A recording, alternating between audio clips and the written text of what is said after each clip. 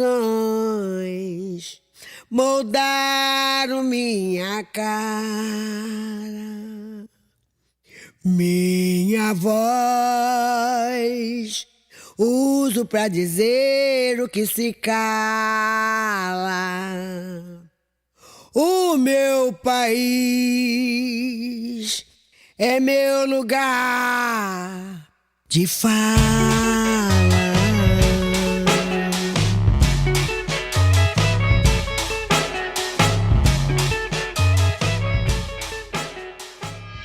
Desigualdade é a negação da nossa existência. A negação da gente reconhecer nossa ancestralidade, a negação das mulheres poderem andar livre por onde desejam estar, a negação da viagem, a negação de poder falar, poder ser quem a gente é.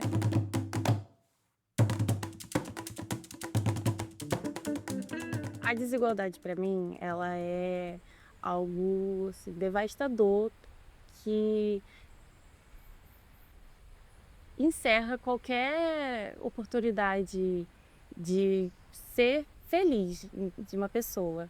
Então, dentro da comunidade que eu vivo, a desigualdade ela é muito gritante. Ela grita na nossa saúde, no nosso saneamento básico, na nossa autoestima como ser humano. Então, desigualdade para mim é você não conseguir viver da maneira que você realmente gostaria. E a gente não se vê como uma pessoa, a gente se vê como um instrumento que tem que servir a outra coisa.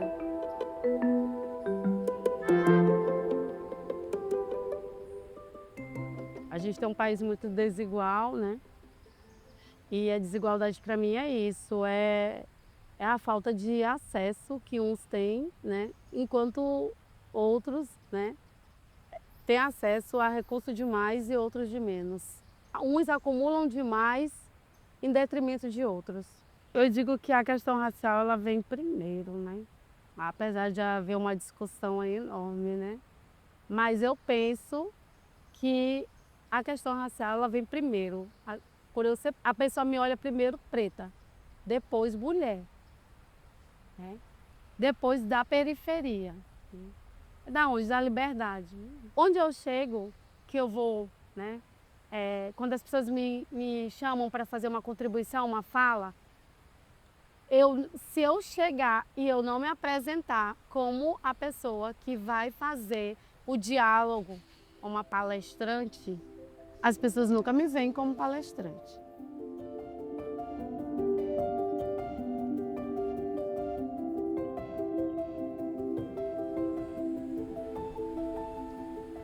Eu, enquanto uma pessoa trans, não binária, negra, PCD, né, acho que perceber a desigualdade para mim fica muito claro, né?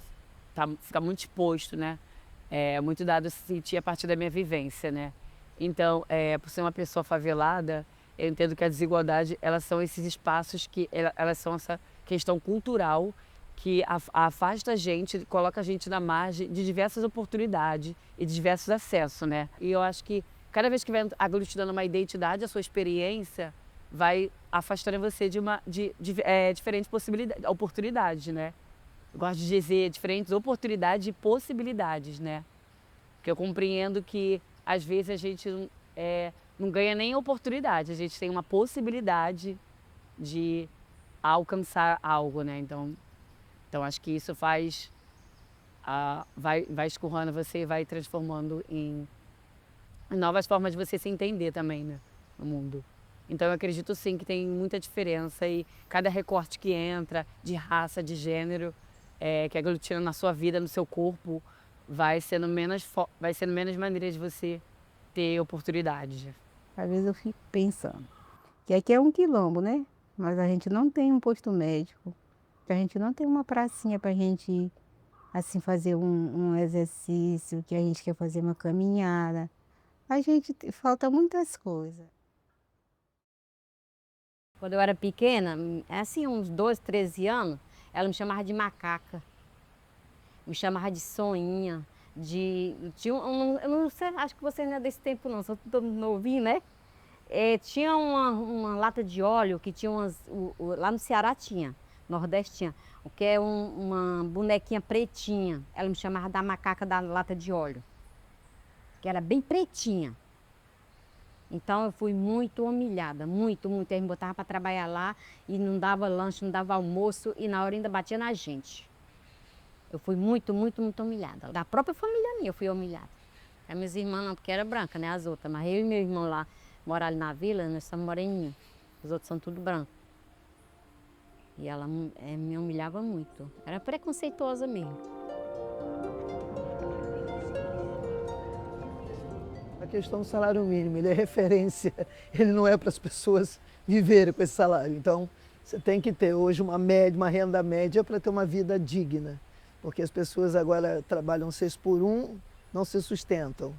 Ganham, até, algumas se sujeitam até menos que um salário mínimo, porque as pessoas precisam trabalhar. Toda a minha mão de obra, toda essa condição que a gente vive, que não é de graça, que não é barato, mas assim, acho que existe um grande investimento da força de mão de obra, né? Que são as pessoas de baixa renda, mas nenhum reconhecimento, nenhuma visibilidade, né? Essa conta não fecha, esse pêndulo dessa balança, ela está sempre, né, pesando por um lado. Para mim é muito mais necessidade do que conquistas. Nós vivemos à margem de uma sociedade que evolui, que a gente sustenta, né? A gente carrega o piano e meia dúzia toca.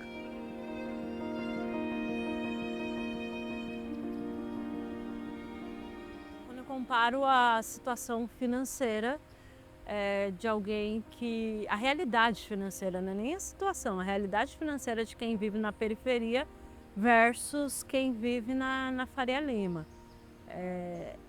Eu, inclusive, transito por esses dois mundos e quando eu ouço um lado, ouço outro, são realidades totalmente desiguais, literalmente, sabe?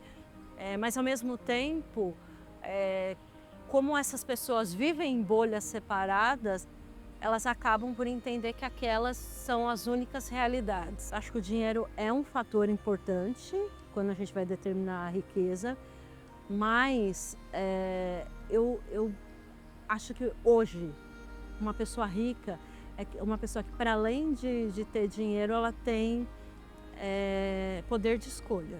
Então, a riqueza, para mim, é obviamente uma combinação de fatores, mas ela está muito relacionada à escolha. Então, os nãos que ela consegue dar, se ela vende o tempo dela ou não, escolha. Eu não prestava para ser rica não, minha filha. Eu fico vendo aquelas casas de uma mansão que a pessoa acho que passa anos e anos que não dá para chegar nem no meio da casa. Não dá nem para conversar com a pessoa. Não dava para mim não. Limpar aquelas tudo coisa branca. Eu gosto de ficar limpando, ficar aqueles negócios brancos lá. Eu sei que tem muito empregado, né? Mas não dava para mim não. É muita riqueza. Eu queria um pouquinho só, que já estava satisfeito. O pouco que eu tenho, já estou feliz. A gente fica esbrandando dinheiro, que não vive, e não vive feliz, né?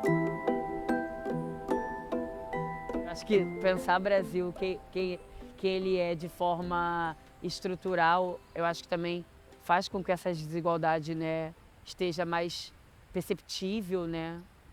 E tem a ver também com a relação dos corpos, né? Que corpos são esses que a gente está falando, né? São de mulheres negras, são de pessoas LGBTs, são de pessoas mais velhas que não teve o ensino fundamental, que não completou o ensino fundamental, que não completou o ensino médio. Eu acho que atravessa muitas coisas, assim, muitas camadas, né?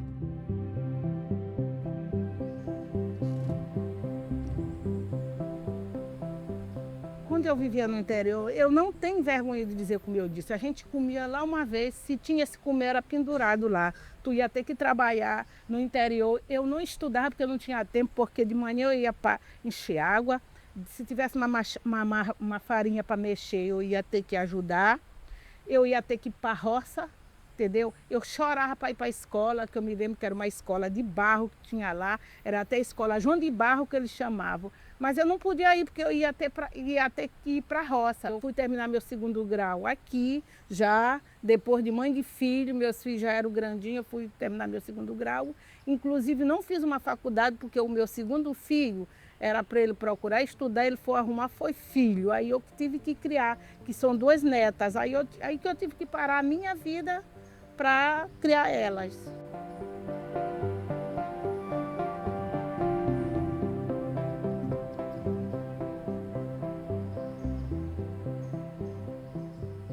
A minha neta, o que eu incentivo, minha neta, estude. O marido de vocês é a formação de vocês. Para mais tarde, que eu não sei se eu vou estar aqui, para vocês se ter como sobreviver e já incentivar outros jovens.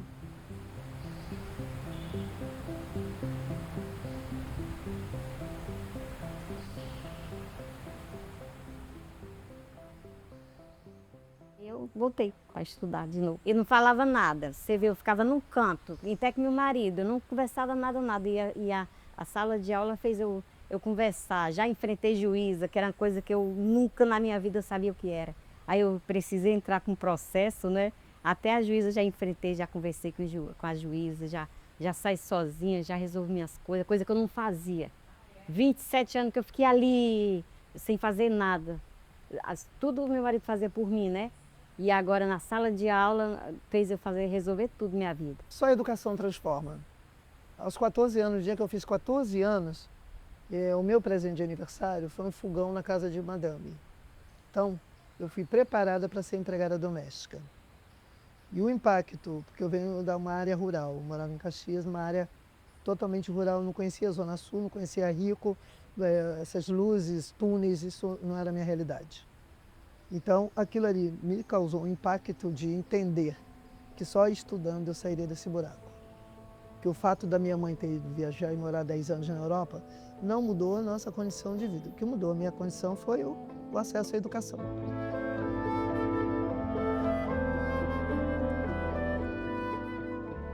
Hoje, nós estamos amostrando, sim, o que nós não tínhamos era direito, eles não davam o poder para a gente aprender, estudar, mas sempre tivemos cérebro para aprender essas coisas. Por isso que a luta, o movimento foi tão grande, foi sacrificoso, teve óbito, mas quem não alcançou, Deus acolheu, mas quem alcançou, hoje estamos mostrando que sim. Hoje nós temos índio médico por aí, temos índios vereador, índios prefeito, índios enfermeiro, índios técnico, então quer dizer, índios advogados já. Estamos mostrando para a sociedade que não acreditava, que achava que o índio não tinha miolo. Eu escutei uma vez um cara dizer, rapaz, índio não tem miolo de coco, não aprende nada. Olha só, né? Tudo isso era uma palavra de discriminação. É por isso que hoje estamos mostrando que nós éramos capazes, sim, somos e seremos. Porque se nós somos todos uma só nação, como que tem essas desigualdades, né? No meu pensamento. Então, assim, criar uma lei para acabar com essas desigualdades, para que nós pudéssemos olhar um para o outro e fazer o mesmo trabalho, né? Porque eu acho que nós temos a competência para isso.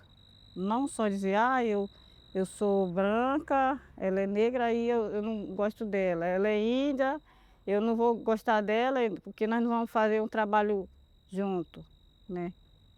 Então a gente precisa ter essa igualdade para que a gente possa avançar e ter um Brasil melhor. Para eles são ricos no dinheiro, mas não são ricos na parte de conhecimento, né? Então eles precisam da gente também para mostrar o conhecimento, né? Então só define porque eles têm dinheiro, mas o conhecimento, eles não têm esse conhecimento que a gente tem o conhecimento. E por isso eles precisam da gente também. Eu batizei, Jesus, quando é inteligente, sabida por quê? Ela porque ela é doutora em ciência, que não sei o que, eu também sou doutor, porque o que eu faço ela não faz. E ela podia olhar, ela disse, se eu fizer uma peça, a senhora só pode ter, a senhora não paga, né? A senhora se formou para professora. E a senhora sabe me ensinar aluno, mas eu sei fazer sério que a senhora não sabe, né?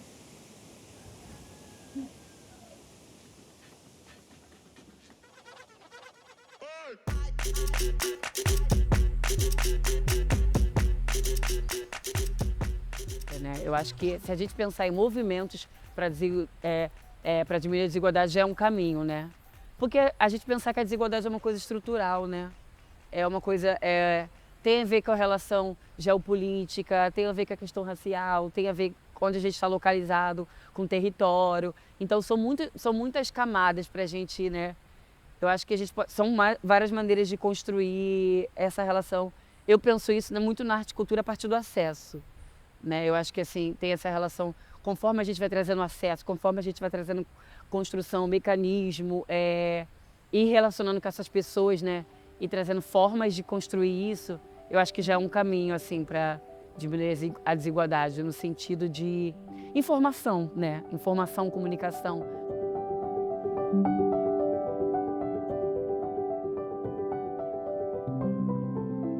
Eu acho que as aulas de dança elas ajudaram muito nisso, sabe? Na autoestima dessas mulheres, principalmente. E as crianças também, porque elas entendem o samba não só como uma dança, mas como um lugar de cultura e que também dá para se profissionalizar, me vendo a outra professora. E eu também tento sempre mostrar outras figuras do carnaval que começaram cedo como elas e hoje são professoras, conseguem viajar o mundo, dando aula. Para mim, o carnaval ele é um lugar de liberdade e de ancestralidade também, porque eu entendo a minha identidade como mulher negra.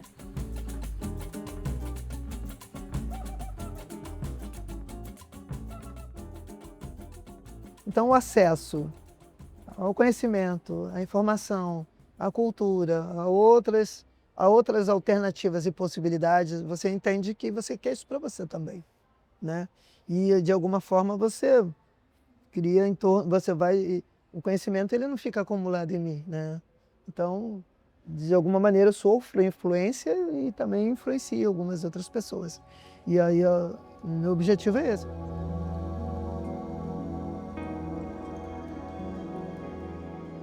Eu gosto da palavra próspera. O que é uma pessoa próspera? Pessoa livre. Pessoa livre para dançar, uma pessoa livre para prosperar, para conhecer outras pessoas, para falar o seu sagrado. Uma pessoa próspera que consegue ter um alimento saudável à mesa, consegue ter um território, consegue interpretar os cantos dos pássaros, consegue conhecer a medicina a partir das plantas, do território, consegue conversar com o sagrado, consegue acessar sua ancestralidade com leveza, consegue se apresentar, né, com esse sagrado, reconhecer a sua origem, reconhecer a sua missão,